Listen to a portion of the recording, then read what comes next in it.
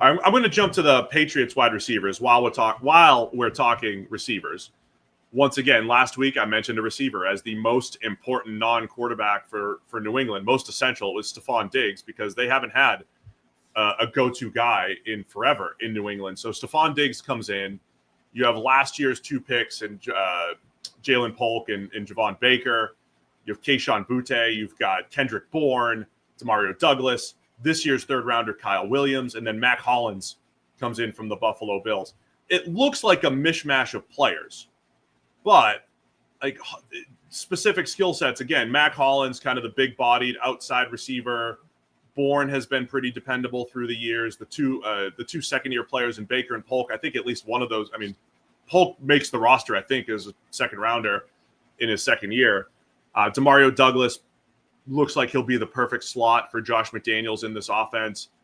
I do think Diggs is the X factor here, though. If he is anything close to what he was in Buffalo or at times last year in Houston before he got hurt, that's just a huge, high-volume type of target for New England. What are your thoughts on how this thing shakes out?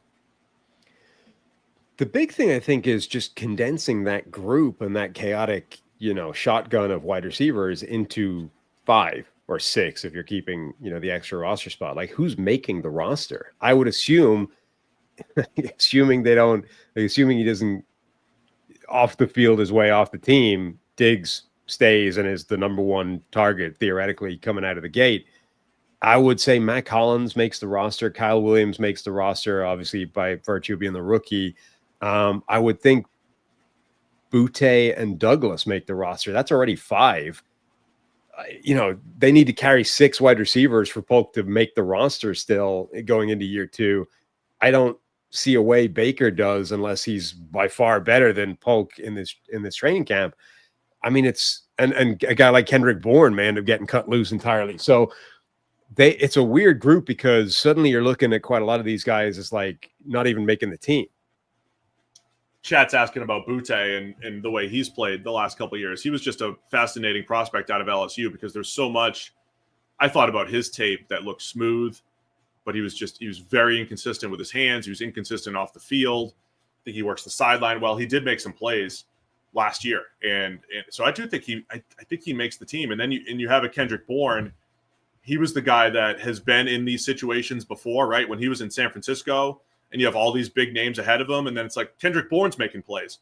And then in New England, they've been playing this let's see what sticks at receiver for a while. They've been playing this game, and Bourne, it's like, oh, he's making plays. Like he's in there. So yeah, I think the cut down's going to be important to keep an eye on.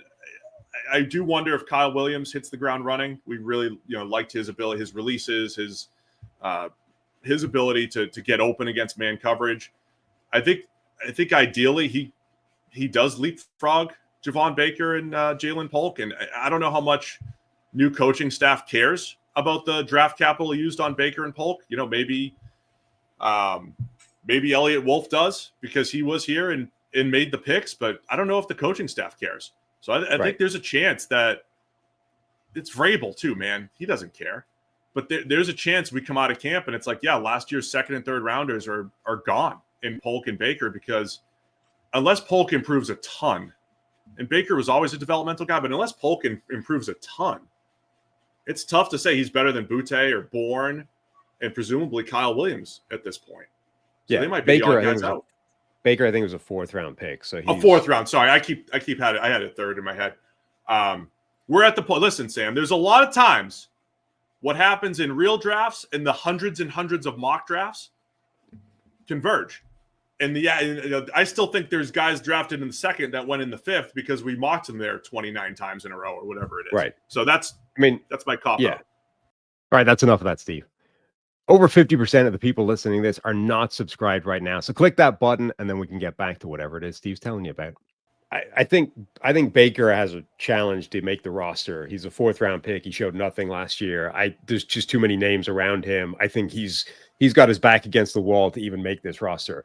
Polk, I think in a similar, I think has a similar challenge to make the roster, but it would be much more unusual because he's a former 2nd round draft pick. Like that's significant capital spent on a guy who showed nothing last year. So yeah, like almost every other time, a second-round draft pick the following year would make the roster no problem at a position like wide receiver, where you're carrying 5 or 6. But as you said, they made a change at coach for a guy who has no ties to him, and unless Polk looks good in training camp, I think he's going to have a challenge to make the team. The one thing you would say is that, look, in training camp last year, there was a lot of hype for both these guys. So maybe they will, right? But I don't know, like, who's your 5? Who's making the team? Let's go. I think Hollins still makes the team. I saw some description of him as the, quote, sacrificial X-receiver. And I think that's a good description of him. Like, he's never going to have crazy numbers, but he's got a size, speed, skill set that the rest that's not on this team. So I think Hollins makes it. Diggs makes it. Demario Douglas. Kyle Williams, the rookie. So that's 4.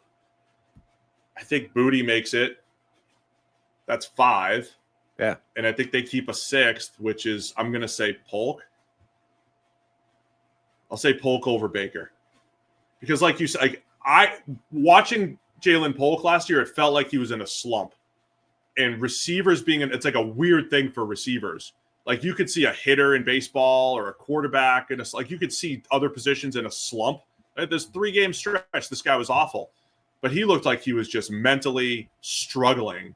And then it's like, all right, I got this great opportunity. I'm going to drop it, and everything was off. So I could see that reverting.